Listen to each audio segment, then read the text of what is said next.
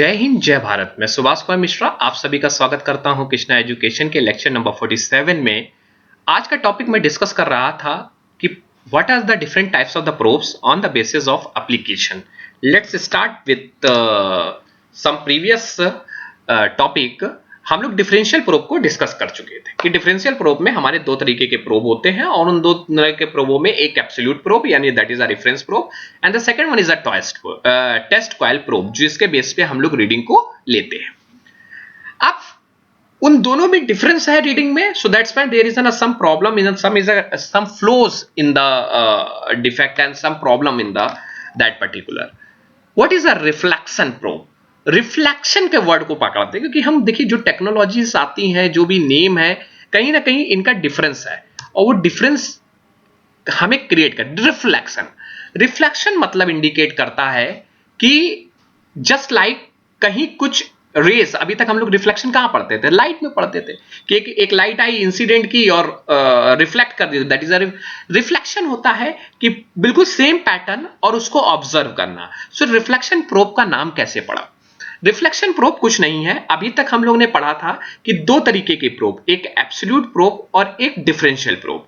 हम क्या करते हैं कि एब्सोल्यूट प्रोब और डिफरेंशियल प्रोब का जो कॉम्बिनेशन यूज करें, उन दोनों को यूज करें और फिर एक नया प्रोब डिजाइन कर दें, that is called the reflection probe. अब क्वेश्चन मेरे दिमाग में ये हुआ कि ये कैसे सर डिजाइन हो जाएगा? हाँ, ये क्वेश्चन है। तो पहला तो टास्क ये है कि डिफरेंशियल प्रोब में दो प्रोब यूज करते हैं, दो तरह के कॉइल, एक टेस्ट कॉइल और एक रेफरेंस कॉइल, और एब्सोल्यूट प्रोब में एक सिंपल कॉइल यूज करते हैं। इसको कैसे यूज किया जाए? हाँ, ये क्वेश्चन अच्छा है।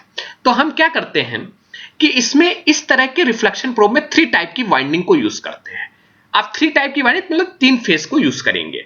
एक फेस में हम एब्सोल्यूट प्रोब को जोड़ देंगे और दो में हम डिफरेंशियल को जोड़ देंगे। मेरी बात को फिर से समझिएगा।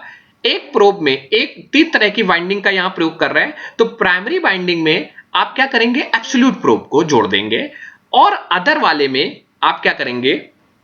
That consist the secondary winding, जो एक प्राइमरी वाइंडिंग एक सेकेंडरी वाइंडिंग, और सेकेंडरी वाइंडिंग में आप क्या करेंगे? डिफरेंशियल प्रोब को जोड़ देंगे। अब अंतर देखिएगा, जो डिफरेंशियल प्रोब में जो सप्लाई दे रहे थे वो दोनों प्रोब में कॉमन दे रहे थे। आपको बताया था ये फिगर है कि this is a test coil and this is called the reference coil, और आपको सप्लाई ये कॉमन आ रही है, यहीं से कॉमन दोनों सप्लाई चली गई, दोनों में कॉमन आ रही है। लेकिन इस रिफ्लेक्शन प्रोब में क्या होता है? प्राइमरी कॉइल में आपका करंट आता है और वो प्राइमरी कॉइल के करंट्स कहां सप्लाई होते हैं? डिफरेंशियल में सप्लाई होते हैं। और डिफरेंशियल प्राइमरी में किसमें लगाया? Absolute probe.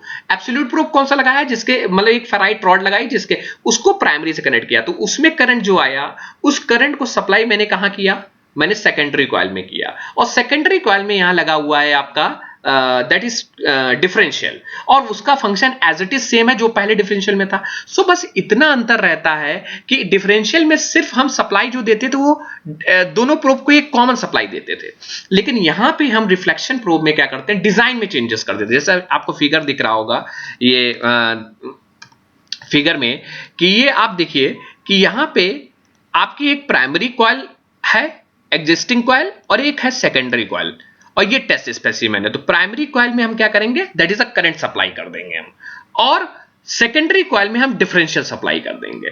तो जैसे हमारा यहां के अंदर डिफेक्ट होगा, ये मुझे इजीली यहां से दे देगा। तो that is a combined features of both absolute and differential probe.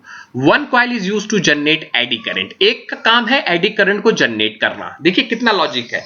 एक का काम है एडी करंट को जनरेट करना, that is a primary coil is responsible to generate the eddy current, and other one is coupled to the reference standard, मतलब नहीं secondary winding, to find out the flaws in the material.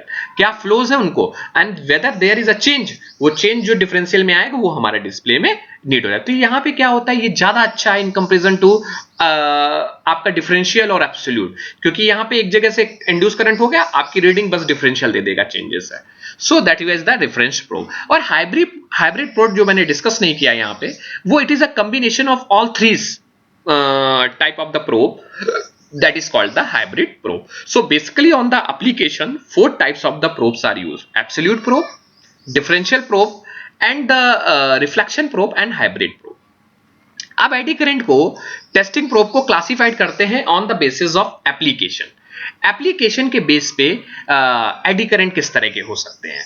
So probe के application, अब probe का application कैसे होता है, अभी तक तो हम बात कर रहे थे ऑपरेशन कैसे करेंगे, कैसे वो डिफेक्ट को सर्च आउट करेंगे, कैसे वो फाइंड आउट करते हैं।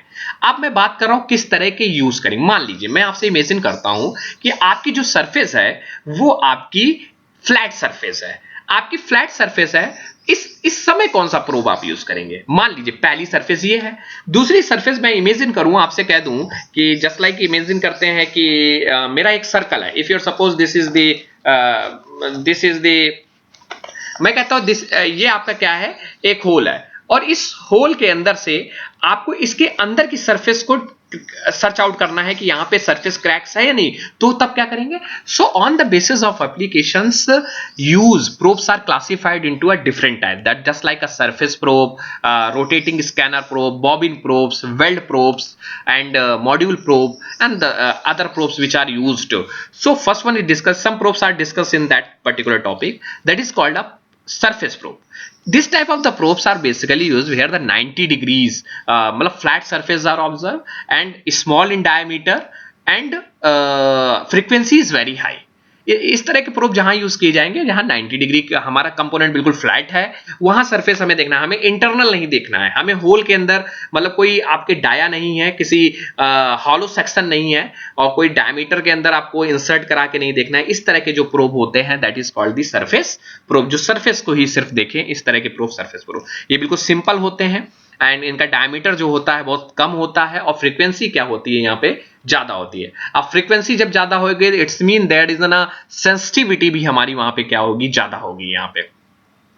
Second type of the probe is known as the rotating scanner probe. Rotating scanner probe is basically इस तरह के प्रोब को जो डिजाइन करते हैं वो मैकेनिकल डिवाइस के साथ कनेक्ट करके डिवाइस करते हैं। अब इसको पहले फंक्शन समझिए कहां पे, कि मान लीजिए आपका जो सरफेस है जहां पे टेस्टिंग करना है वो सरफेस आपका होल सा टाइप का है, वहां छेद है और उस सरफेस की टेस्टिंग को आपको करना है, तब आप सरफेस प्रोब को यूज नहीं कर सकते क्योंकि सरफेस आपका प्रोब रिस्ट्रिक्ट है कि ओनली सरफेस के ऊपर या 90 डिग्री अपार्ट फ्रॉम 90 डिग्री काम करेगा, आपका टिल्ड नहीं है। तो आप उस समय यूज करते हैं आपने उसी सरफेस प्रोब को मॉडिफाई कर दिया, आपने मैकेनिकल ड्राइव लगा के आप रोटेटिंग एनालिसिस करने के लिए आपने रोटेशन प्रोवाइड कर दिया with the help of rotating spindle. ये देखिए आपने एक रोटेटिंग स्पिंडल लगाई और ये आपका कॉइल हेड है, तो जैसे रोटेटिंग स्पिंडल आपके होल के अंदर जाएगा तो आपका क्या करेगा, क्रैक इंड्यूस करेगा, मतलब नहीं वहां पे इंड्यूस करंट जनरेट होगा, वही मैग्नेटिक फील्ड जनरेट होगी और आपकी स्पिंडल उनको सबको जनरेट। तो this type of the probe which are used in the application purpose that is called the rotating. And और कॉमन बात ये है कि इसमें रोटेटिंग तो ये हो गया कि स्पिंडल रोटेट करके होल में जा रही है, लेकिन किस तरह का प्रोब यूज करेंगे, इस तरह में आप डिफरेंशियल प्रोब यूज करेंगे। मतलब डिफरेंशियल दो तरह के स्पेस में, मान लीजिए कहीं आपको डिफरेंस दिख रहा है तो आप तुरंत रीडिंग सर्च आउट कर लेंगे कैलिब्रेशन से। That is second one is the manual bolt hole probe. ये इस तरह का प्रोब क्या होता है कि मान लीजिए कि इसमें क्या होते हैं, जो कॉइल होते हैं वो 90 डिग्री पे सेट कर दिए जाते हैं एंड एक फास्टनर होता है, जैसे आपने लकड़ी वाला पे देखा होगा, छेद करने के लिए हम लोग हाथ से घुमाते हैं। तो इसमें जस्ट लाइक है दो लेग्स होते हैं, ये जो मैंने दिखाया हूं, और उसमें एक लेग आपका क्या करता है, एक hole touching the surface hole, आपका सरफेस होल पे चला जाता है, जिस होल पे हमें टच करना है, जिस पे हमें आपको चेक करना है कि वहां पे कोई क्रैक या कुछ डिफेक्ट तो नहीं है, या थिकनेस ऑफ द क्रैक मान लीजिए हमें वहां कोई चेक करनी है, तो आपने उसमें दे दिया। और कॉइल जो होती है वो आपकी 90 डिग्री पे प्लेस्ड है, right, located at a right angle to the probe direction. Probe के डायरेक्शन पे वो 90 डिग्री पे है and are rotate by hand, उनको हैंड से रोटेट करते हैं, इसको हैंड से रोटेट, वहां स्पिंडल लगी थी, यहां हैंड से रोटेट करेंगे and with the fastener removed. और जिस तरह से हमें आपको रिमूव करना है वहां पे आप, it depend on the size of the size diameter are available, जिस तरह का हमें साइज और उस तरह का, तो इस basically on the basis of application probe को हम लोग डिजाइन करते हैं। Weld probes are basically, weld probe इस तरह के होंगे जिस तरह से ये आपको दिए हैं, ये वेल्ड प्रोब्स हैं। कॉइल हेड आपका यहाँ पे कॉइल नहीं होता है, यहाँ कॉइल हेड बनाया जाता है and they are using only the weld probe. Bobbin probes वहां यूज करते हैं जहां हॉलो सेक्शन इंस्पेक्ट करना है हमें। हॉलो सेक्शन जैसे हमें ट्यूब्स के अंदर, जैसे हीट एक्सचेंजर है लंबे लंबे हीट एक्सचेंजर, आपने एचएमटी में आप लोगों ने पढ़ा होगा कि there is a device which exchange the heat.